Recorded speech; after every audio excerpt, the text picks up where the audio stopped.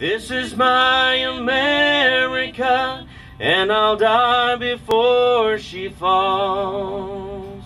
Like those we honor here today, written on the wall.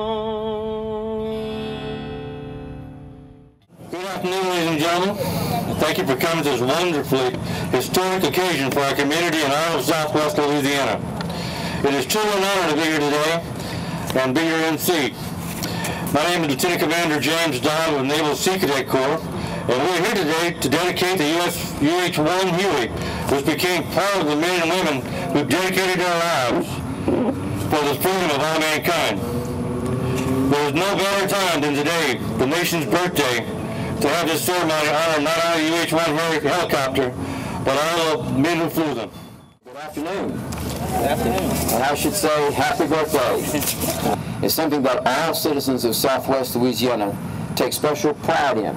For all of us as American citizens understand the value and the meaning of that phrase, liberty and justice for all. Liberty and justice for all. Not for some, but for all. And one of the things that liberty and justice acknowledge and protect is the freedom to disagree.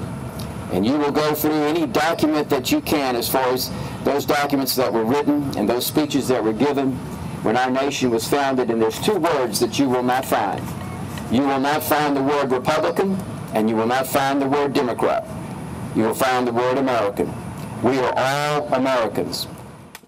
This aircraft behind us is a very special aircraft. It's one of about 15,000 that have been built over the last several decades. 5,000 of them served in Vietnam from 1962 to 1975. 4,347 Army aviation personnel were considered combat casualties.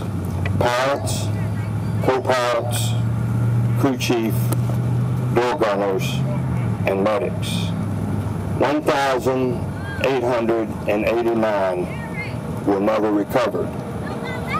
Many more, and a number of you in the audience today, flew in these aircraft, and some of them were also never recovered.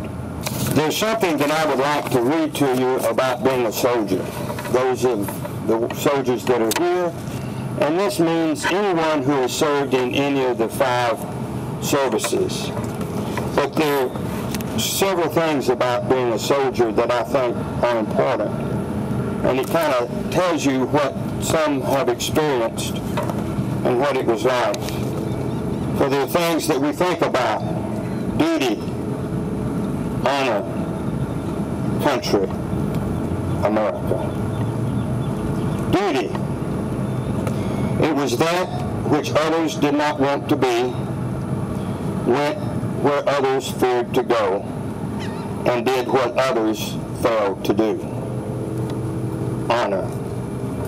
I asked nothing from those who gave nothing, and reluctantly accepted the thought of eternal loneliness should I fail. Country. I have seen the face of terror, felt the stinging cold of fear, and enjoyed the sweet taste of a moment's love. America. I have cried, pained, and hoped. But most of all, I have lived times that others would say were best forgotten. At least someday, I'll be able to say that I was proud of what I was, a soldier. The 4 veterans will perform the ceremony which is conducted in the field for our soldiers lost in battle. The placing of the combat boots is reminding us that the soldier begins his long, eternal journey.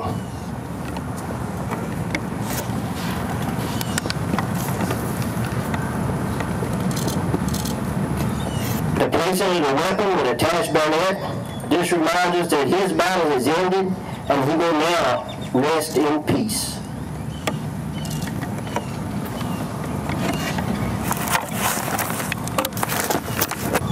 The placing of the helmet reminds us that fallen warrior is not protected by a higher being, and he may climb the stairways to his reward that he is so righteously earned. The placing of the soldier's dog tags on the helmet reminds us that the Lord and Savior knows who he has called him to his throne, and worthy names are used only for us to remind our fallen warriors. Remember our fallen warriors. As we bid farewell, we never say goodbye to a hero.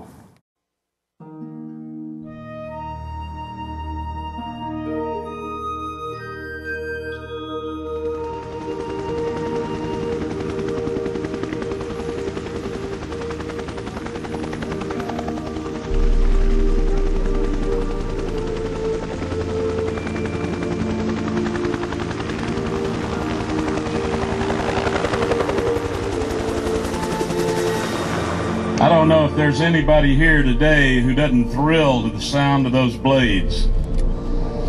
That familiar whop, whop, whop is the soundtrack of our war, the lullaby of our younger days. To someone who spent his time in Nam with the grunts, I've got to tell you that noise was always a great comfort. It meant someone was coming to help. Someone was coming to get our wounded. Someone was coming to bring us water and ammo. Someone was coming to take our dead brothers home. And eventually, someone was coming to give us a ride out of hell. Even today, when I hear it, I stop, catch my breath, and think back to those days. I love you guys as only an infantryman can. No matter how bad things were, if we called, you came. Down through the green tracers and other visible signs of a real bad day, off to a real bad start.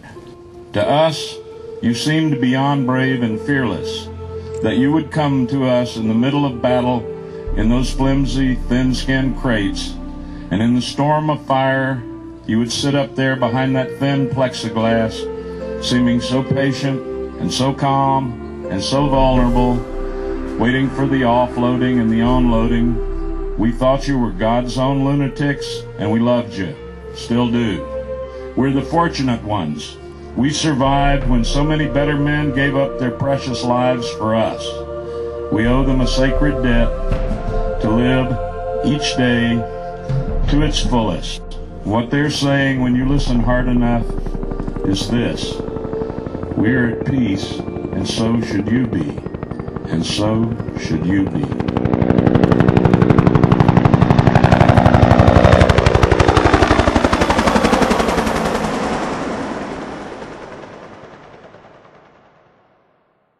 This is sacred ground for you that watched your comrades fall. It hurts to think our future is written on the wall.